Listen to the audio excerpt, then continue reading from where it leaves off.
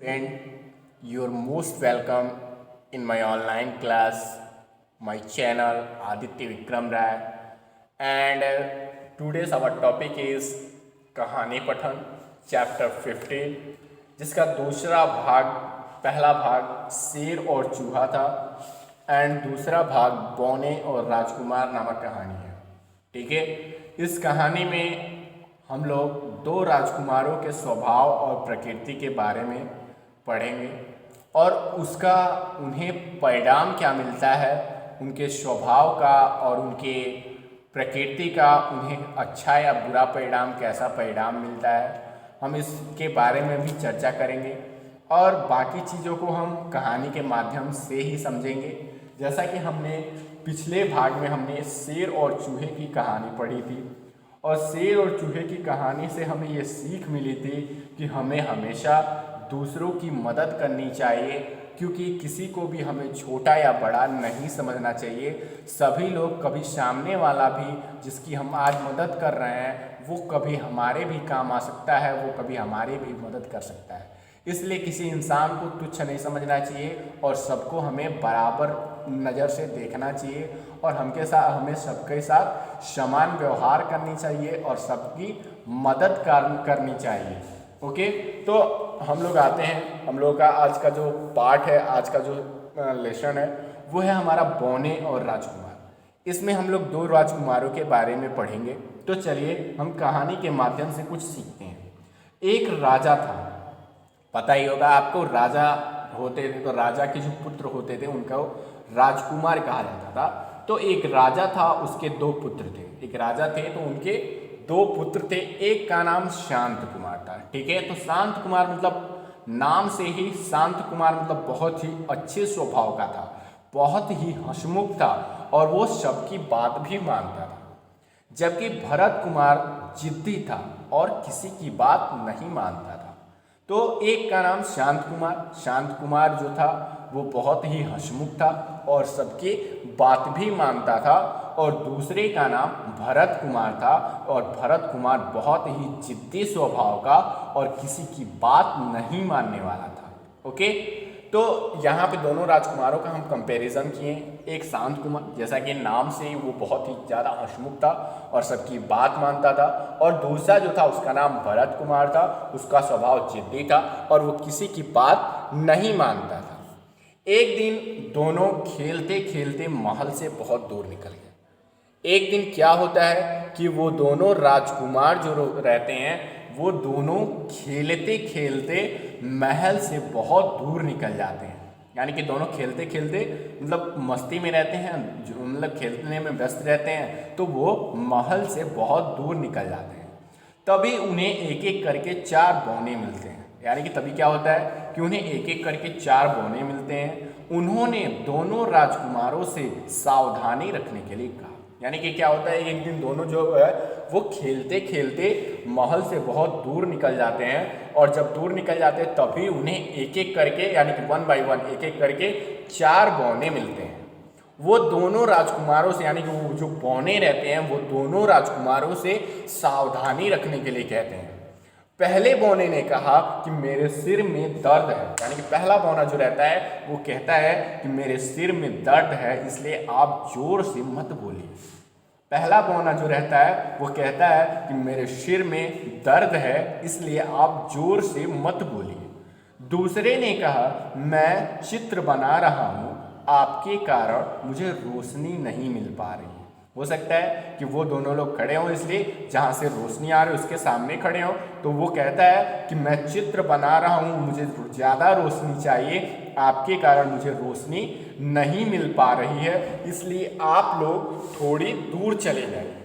चौथा बौना एक तितली को उड़ते हुए देख रहा था। यानी कि चौथा बौना जो रहता है वो एक तितली को उड़ते हुए देख रहा था, क्योंकि तितली को जब हम देखते हैं तो हमारे भी अंदर एक जिज्ञासा उठ जाती है, एक जिज्ञासा मतलब जन्म ले लेती है।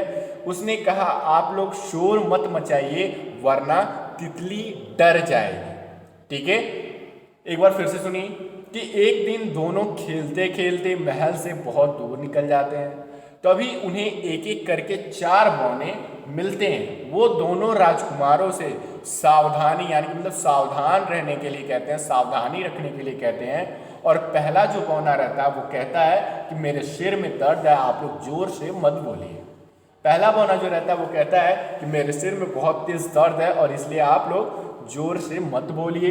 दूसरा बौना जो रहता है वो कहता है कि मैं चित्र बना रहा हूँ, आपके कारण मुझे रोशनी नहीं पर्याप्त मिल पा रही है, इसलिए आप लोग थोड़ी दूर चले जाइए।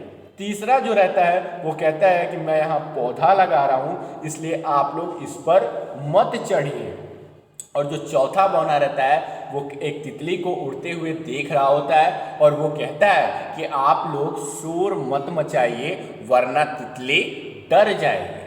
ठीक है, तो यहाँ पे आपको नेक्स्ट पैरा में हम ले चलते हैं। तो शांत कुमार ने वैसा ही किया, यानी कि जो शांत कुमार रहता है वो वैसा ही करता है जैसा कि बौनों ने कहा था। शांत कुमार ने वैसा ही किया जैसा कि बौनों ने कहा था, परंतु भरत कुमार ने बौनों की बात नहीं मानी। यानी कि शांत कुमार जानते हैं कि शांत कुमार हंसमुख रहता है और सबकी बात मानने वाला रहता है, तो इसलिए शांत कुमार वैसा ही करता है जैसा कि बौनों ने कहा था। परंतु भरत कुमार जो रहता है वो जिद्दी रहता है, किसी की बात मानने वाला नहीं रहता है, तो वो भरत कुमार ने बौनों की बात नहीं मानी और बौने भी उससे परेशान हो जाते हैं।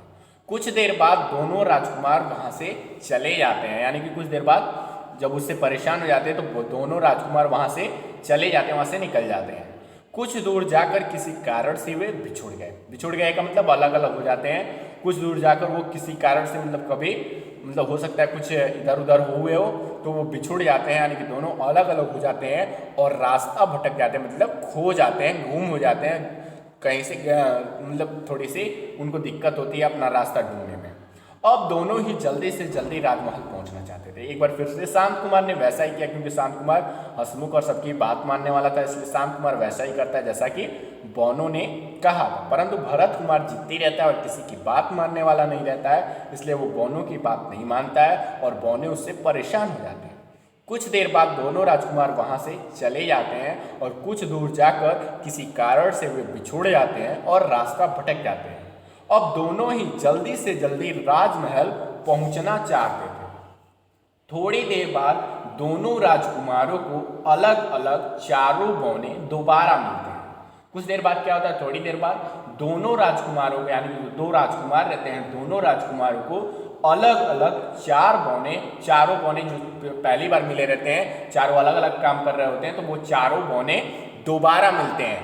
क्या होता है कि नेक्स्ट पैरा में देखते हैं। तो यहाँ पे नेक्स्ट पैरा है, थोड़ी देर बाद राजकुमारों को अलग अलग चारों बौने दोबारा मिलते हैं। राजकुमारों ने उनसे सहायता मांगी, यानी कि राजकुमार रास्ता भटक गए रहते हैं, बिछुड़ गए रहते हैं, तो राजकुमार उनसे सहायता मांगते हैं और बौनों ने भरत कुमार की सहायता नहीं की, क्योंकि वो उससे बहुत नाराज थे। क्योंकि भरत कुमार जो रहता है वो जिद्दी स्वभाव का रहता है, जिद्दी प्रकृति का रहता है और वो किसी की बात नहीं मानने वाला रहता है, किसी उन सबों की बात नहीं मानता बौनों की, इसलिए वो भरत कुमार की सहायता नहीं करते हैं, क्योंकि वो उस बात न मानने से उससे नाराज थे। जबकि शांत कुमार की हर तरह से सहायता की, जबकि शांत कुमार अच्छे स्वभाव का रहता है, हंसमुख रहता है और सबकी उन सबों की बात मानता है बौनों की पहली बार, इसलिए वो शांत कुमार की हर तरह से सहायता करते हैं और राजमहल पहुंचने के सभी गुप्त रास्ते भी शांत कुमार को बताते हैं। यानी गुप्त रास्ते का मतलब कि पहले खुफिया रास्ते होते थे, मतलब प्राइवेट रास्ते होते थे जिनके से होकर महल से बाहर निकला जा सकता है या महल के अंदर जाया जा सकता था। तो भरत कुमार बहुत देर तक रास्ते में भटकता है, यानी कि भरत कुमार की सहायता सब नहीं करते हैं बौने, इसलिए भरत कुमार बहुत देर तक रास्ते में भटकता रहता है, इधर उधर घूमता फिरता रहता है और कुछ ही देर में अंधेरा हो जाता है। यानी कि कुछ देर होता है तो अंधेरा हो जाता है और वो बहुत डर जाता है, वो जोर जोर से रोने लगता है। उसकी आवाज़ सुनकर बौने उसकी सहायता के लिए वहाँ आ जाते हैं और भरत कुमार को अपनी गलती का एहसास होता है कि मैंने बहुत गलत किया उन सबों के साथ, और वो बौनों से माफ़ी मांगता है। फिर बौने उसे माफ़ कर देते हैं और बौने उसे महल तक ले जाते हैं और उसके दोस्त बन जाते हैं। वंस अगेन थोड़ी देर बाद दोनों राजकुमारों को चारों बौने अलग अलग दोबारा मिलते हैं। राजकुमार उनसे सहायता मांगते हैं, बौनों ने भरत कुमार की सहायता नहीं करते हैं क्योंकि वो उससे बहुत नाराज़ थे, क्योंकि वो उनकी बात नहीं माना रहता है। जबकि शांत कुमार की वो हर तरह से सहायता करते हैं क्योंकि वो उसकी बात माना रहता है और राजमहल पहुंचने के सभी गुप्त रास्ते भी उसको बताते हैं। भरत कुमार बहुत देर तक रास्ते में भटकता रहता है और कुछ देर में अंधेरा हो जाता है। वो बहुत ज़्यादा डर जाता है और जोर जोर से रोने लगता है। उसकी आवाज़ सुनकर बौने दया आ जाते हैं उनको, उसकी सहायता के लिए वहाँ आ जाते हैं और भरत कुमार को भी अपनी गलती का एहसास हो जाता है और वो उसने बौनों से माफ़ी मांगता है और फिर बौने उसे महल तक ले जाते हैं और उसके दोस्त बन जाते हैं। तो इस कहानी से बेटा हमें यही सीख मिली कि हमें अपने स्वभाव को ऐसा बनाना चाहिए, हमारी जो प्रकृति है वो हमें भी शांत कुमार की तरह हंसमुख प्रकृति और सबकी बात मानने वाले होने चाहिए। यानी कि हमें बहुत ही ओबेडिएंट होना चाहिए, हमें बहुत ही आज्ञाकारी होना चाहिए कि कोई एक गिलास पानी मांग रहा है, कुछ भी मांग रहा है तो हमें तुरंत वो काम कर देना चाहिए। ठीक है, तो हमें अपने अंदर थोड़ा सा शांत कुमार की तरह हंसमुख होना चाहिए, यानी कि हमेशा हंसता खेलता रहना चाहिए और हमें सबकी बात माननी चाहिए, अपने बड़ों की सबकी बात माननी चाहिए। क्योंकि हमारा जो परिणाम है, यानी कि हमारे अच्छे स्वभाव का और बुरे स्वभाव का जो परिणाम है वो हमें ही मिलता है। ठीक है, तो यहाँ पे कुछ मौखिक प्रश्नोत्तर है, चलिए देखते हैं। सोचिए और बताइए शांत कुमार कैसे स्वभाव का था। आपने पढ़ा कि शांत कुमार जो था वो शांत बहुत ही हंसमुख था और सबकी बात मानता था। तो यहाँ पे हम लोग लिखेंगे कि शांत कुमार कैसे स्वभाव का था, तो शांत कुमार हंसमुख स्वभाव का था। ठीक है, यानी कि शांत कुमार हंसमुख स्वभाव का था। क्वेश्चन नंबर ख, भरत कुमार कैसे स्वभाव का था। तो आपने पढ़ा कि भरत कुमार बहुत जिद्दी था, भरत कुमार जिद्दी था और किसी की बात नहीं मानता था। तो लिखेंगे यहाँ भरत कुमार जिद्दी स्वभाव का था। यानी कि भरत कुमार कैसे स्वभाव का था, तो भरत कुमार जिद्दी स्वभाव का था। तीसरा बौना क्या कर रहा था। यहाँ आपने पढ़ा कि जो तीसरा बौना है वो कहता है कि मैं यहाँ पौधा लगा रहा हूँ इसलिए आप इस पर मत चढ़िए। तो आपको सिर्फ क्वेश्चन इतना है कि तीसरा बौना क्या कर रहा था, तो तीसरा बौना पौधा लगा रहा था। ठीक है, क्वेश्चन नंबर घ, बौनों ने शांत कुमार की सहायता क्यों की। यानी कि बौने शांत कुमार की सहायता क्यों करते हैं, क्योंकि शांत कुमार की हर तरह से बौने सहायता करते हैं और राजमहल पहुंचने के सभी गुप्त रास्ते भी बताते हैं। क्यों बताते हैं, क्योंकि बौनों ने शांत कुमार की सहायता इसलिए की क्योंकि बौनों की बात शांत कुमार माना रहता है, इसलिए वो शांत कुमार की सहायता करते हैं। यानी बौनों शांत कुमार बौनों की बात मानता है, इसलिए बौने शांत कुमार की सहायता करते हैं। ठीक है, तो क्वेश्चन नंबर अंग, भरत कुमार को अपनी गलती का एहसास कैसे हुआ।